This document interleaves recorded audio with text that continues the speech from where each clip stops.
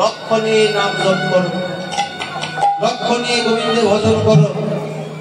কোন লক্ষ্য? গোবিন্দের শরণ যেন পায়।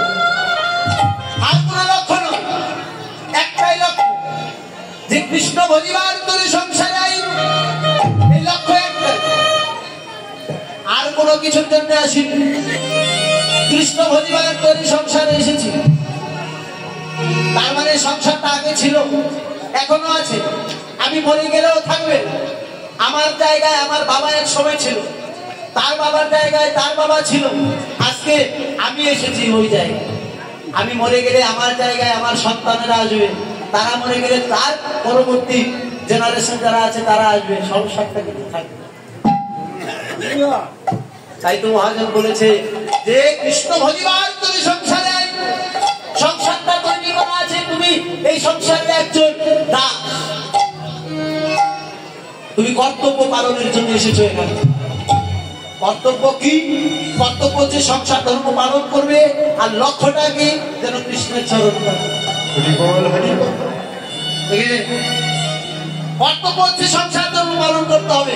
তাই তো রামপ্রসাদ কালীমায়ে ওই চরণখানা জড়িয়ে ধরে কালীঘাটে বলেছিল, ও মা, সংসার ধর্ম যে বড় ধর্ম, তাই তো পারে তোমার ছেলে। হ্যাঁ, এই শিক্ষাটা অর্জুনকে দিয়েছিল আমার ভগবান কৃষ্ণ, যে যেটা যার ধর্ম সেটা পালন করতেই হবে। কুরুক্ষেত্রের যুদ্ধের মাঠে অর্জুন যেদিন যুদ্ধ করবে না বলেছিল, সেদিন কৃষ্ণ এসে বলেছিল, অর্জুন, তুমি ক্ষত্রিয় বংশের সন্তান, তোমার ধর্ম তোমার হলো যুদ্ধ করা। যার যেটা কর্ম সেটাই হচ্ছে তার ধর্ম। তোমার ক্ষত্রিয় করে জন্ম, তোমার কর্ম হচ্ছে যুদ্ধ করা, সেটাই তোমার ধর্ম।